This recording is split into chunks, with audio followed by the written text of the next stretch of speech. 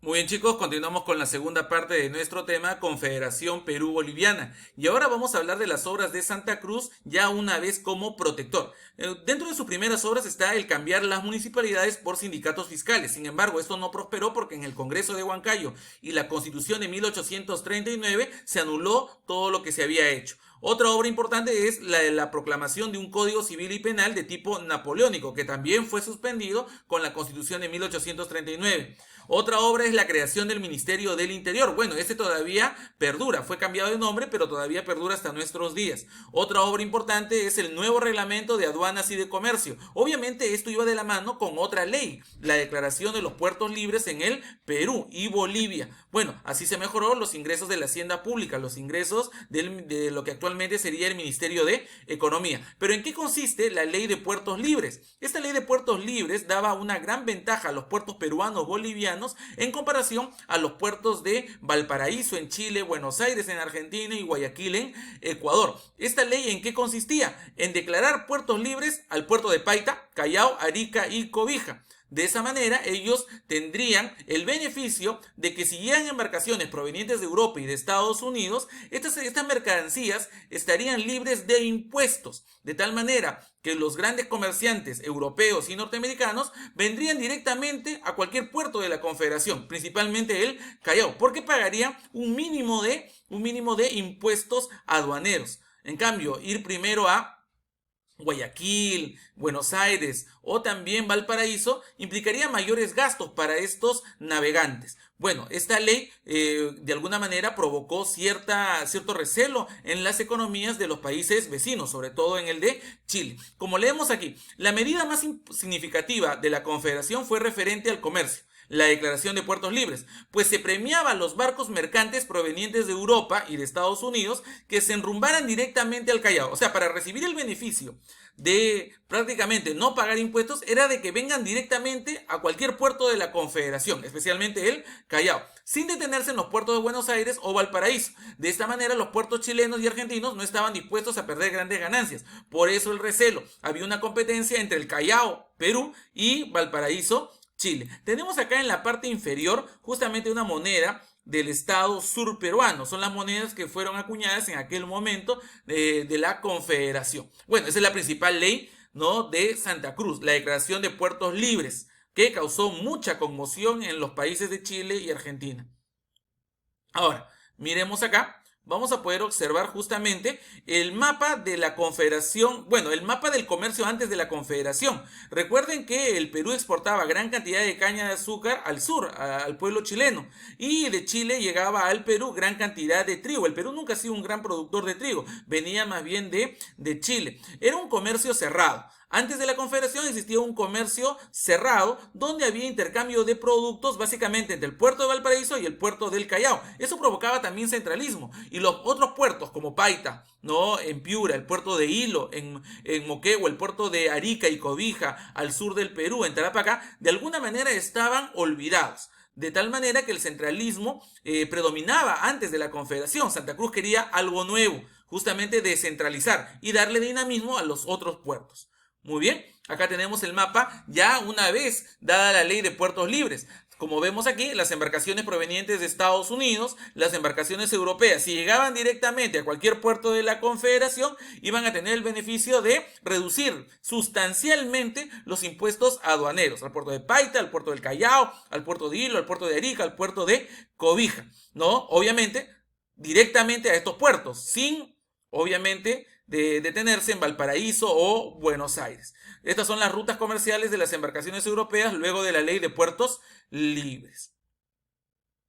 Bueno, debido a esta ley de puertos libres, no sucedió la famosa oposición a la Confederación. ¿Qué países se opusieron a la Confederación? Básicamente Chile y Argentina. Ellos vieron en la Confederación un peligro para sus intereses nacionales, y así lo era. Y la ruptura del equilibrio político en Sudamérica. Creo que esa es la causa fundamental por la cual estos países se oponen. Veían a Perú y Bolivia como un gran estado, muy poderoso, con gran cantidad de recursos naturales, materias primas, que si eran bien administradas, podía llevar al Perú y Bolivia a ser una de las potencias americanas. Sin embargo, esto nunca sucedió porque en el Perú nunca ni en Bolivia hubo una buena administración de los recursos. Bueno, la Confederación hacía parecer un estado demasiado poderoso, comparable al territorio del Imperio brasileño, ¿no? Bueno, ya no existía la Gran Colombia y no había ningún contrapeso. A esto se suma que Argentina tenía problemas limítrofes con Bolivia y Chile mantenía una disputa comercial, una competencia comercial con el Callao, el puerto de Valparaíso chileno con el puerto del Callao en el Perú. Bueno, era una guerra de puertos. Santa Cruz pretendía darle al Perú y Bolivia el control comercial del Pacífico. Con la ley de puertos libres, obviamente, los más beneficiados era la Confederación, el de Perú y Bolivia. Y eso provocó, obviamente, muchos recelos digamos, en los grandes empresarios chilenos. Muy bien. ¿Quién fue el enemigo más decidido de la Confederación Perú-Boliviana? Bueno, lo fue el ministro Diego Portales. Diego Portales afirmaba que al crearse la Confederación Perú-Boliviana estaba en juego la existencia de Chile como nación independiente. Así lo veía Diego Portales. Bueno, la reacción chilena contra la Confederación fue estimulada y aplaudida por emigrados peruanos enemigos de Santa Cruz. Uno de ellos, por ejemplo, ¿quién fue? Agustín Gamarra, Ramón Castilla, el escritor Felipe Pardo y Aliaga, Antonio Gutiérrez de la Fuente, ¿no? Y Manuel Ignacio de Vivanco. Todos ellos ya eran, digamos, contrarios a la Confederación, no tanto porque perjudicara al Perú, sino por el hecho de que la Confederación estaba dirigida por su enemigo, que era Andrés de Santa Cruz. Ellos fueron a Chile y estaban refugiados en Chile, ¿no? Y convencieron al gobierno chileno de atacar el Perú. ¿Cómo entender que unos peruanos busquen a un extranjero para atacar su propio país? Eso se llama traición a la patria. Diego Portales era el que incentivaba el ataque al Perú y así se dio, ¿no? Justo tenemos la imagen del ministro Diego José Pedro Víctor Portales y Palazuelos, nacido en Chile y también muerto en Chile. Era un comerciante militar político chileno, él muy interesado en el comercio, obviamente, y también viene a ser uno de los grandes personajes que permite el desarrollo económico chileno. Bueno, pasamos a la siguiente diapositiva. ¿Y cuál fue el pretexto para que Chile ataque al Perú? Porque la invasión chilena al Perú no viene de la nada. Y justamente se dio el pretexto. El presidente del Estado norperuano, Luis José Orbegoso, le da en calidad de préstamo al expresidente chileno Ramón Freire un barco viejo y algunas armas, ¿no? Para que Freire vaya a Chile y así pueda dar un golpe de Estado en su país. Esto, digamos, repercutió notablemente en las relaciones internacionales, por lo que Chile decidió atacar el Perú. Recordemos que eso no se puede hacer. Lo que hizo Luis José Orbegoso estuvo muy mal y provocó, o mejor dicho, le dio el pretexto así preciso para que los chilenos, ayudados por algunos peruanos, como Gamarra, Castilla, atacaran el Perú y eliminaran la Constitución. Tenemos la imagen del expresidente chileno Ramón Freire. Pero al final, ¿Ramón Freire pudo dar el golpe de Estado? No, nunca pudo, fracasó también, ¿ya? Y justamente ese fue el motivo por el cual se le dio el pretexto a Chile para poder, chicos, atacar el Perú. Bueno, el ataque se da en dos etapas, una primera expedición y otra segunda expedición. Muy bien. La primera expedición fue dirigida por el chileno Manuel Blanco Encalada y se llamaba Expedición Restauradora. ¿Por qué restauradora? Porque el objetivo de los chilenos era restaurar la división de Perú y Bolivia, o sea, que no estén unidos. Ellos querían restaurar, ¿no?, cómo había sido Perú y Bolivia antes del ingreso de Santa Cruz. Es decir, Perú por un lado y Bolivia por el otro lado. No querían la unión, por eso se llama Expedición Restauradora. La primera expedición fue un fracaso.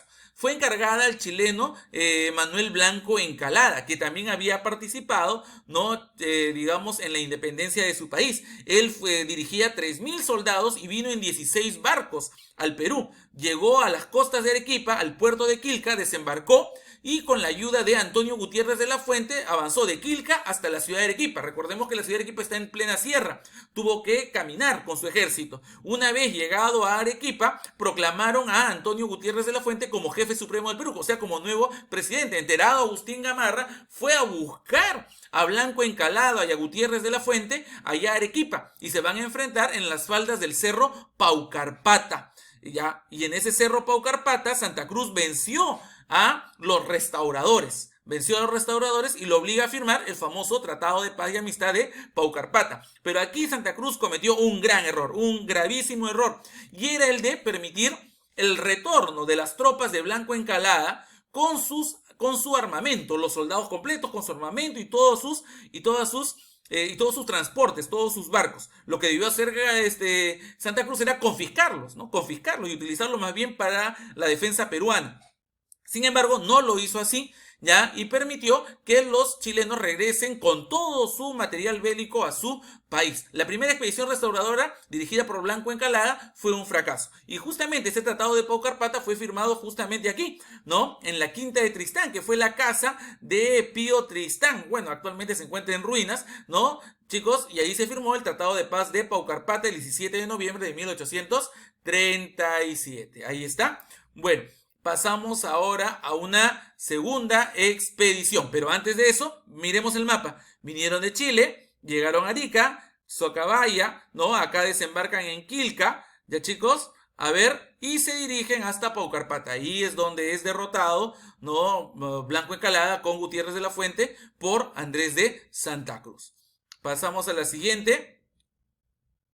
Y vamos a hablar de la segunda expedición restauradora. Esta salió también de Chile, del puerto de Coquimbo, un 19 de julio de 1838. Ya no la dirigió Manuel Blanco Encalada, ahora la dirigió Manuel Bulnes. Y venía ahora con otro peruano, Gamarra, pero también venía acompañado de Ramón Castilla. Fíjense, Gamarra y Ramón Castilla fueron muy amigos en ese momento.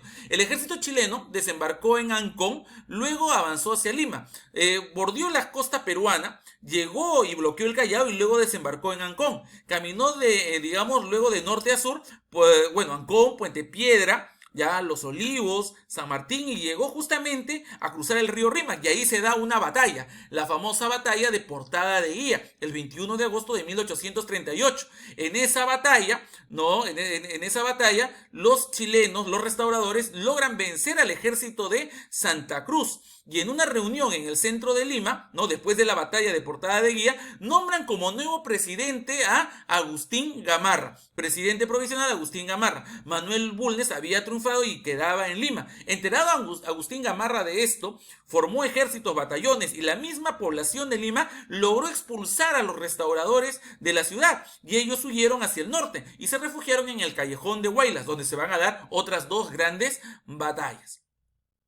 Los restauradores, como vemos aquí, estando en Lima, tuvieron serios problemas y fueron atacados. Se refugiaron en el Callejón de Huaylas, Ancash, ¿no? Y ahí se dieron dos grandes batallas. La primera batalla, la batalla del Puente del Buin. La batalla del Puente del Buin se dio ya donde no hubo un vencedor propiamente dicho, ¿no? Fue prácticamente un empate. Se va a dar otra batalla, ¿no? Se va a dar otra batalla, 2 semanas después, la batalla de Yungay o del Cerro del Pan de Azúcar. En esta batalla, los restauradores, con algunos peruanos, vencen definitivamente al ejército confederado de Santa Cruz, ¿no? Castilla es el que dirige el ejército y vence en la batalla de Yungay o batalla del Cerro del Pan de Azúcar.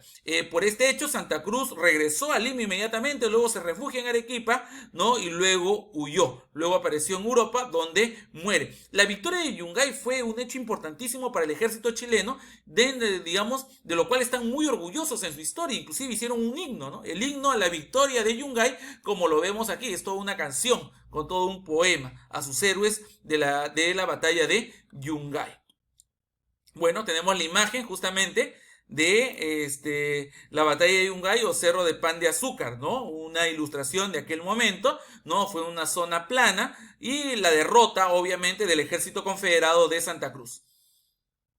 Ahora pasamos a las conclusiones. En esta conclusión hay que señalar lo siguiente. ¿Quiénes fueron los que estuvieron en contra de la Confederación? No vamos a decir nombres, sino los grupos. La clase alta peruana, ¿no? Los ricos aristocráticos que no les convenía la Confederación, los intereses regionales de los grupos, los hacendados del norte, los hacendados del sur, y los militares, sobre todo, como Gamarra, Vivanco, ¿no? La Fuente. Y a eso le sumamos, digamos, la negativa o el rechazo de otros países como Argentina y sobre todo Chile. Recordemos que la destrucción de la Confederación Perú-Boliviana fue el primer triunfo de la oligarquía conservadora chilena, ¿no? Porque recuerden que el ejército chileno fue respaldado económicamente por los grandes ricos y grupos poderosos económicos de Chile, grandes hacendados, grandes empresarios, comerciantes, que no les convenía la ley de puertos libres. Esta oligarquía conservadora fue la que pagó a los soldados sueldos, armas, ¿no? Y todo el transporte para acabar con la Confederación. Y a esto le sumamos el caudillismo y los pleitos internos que había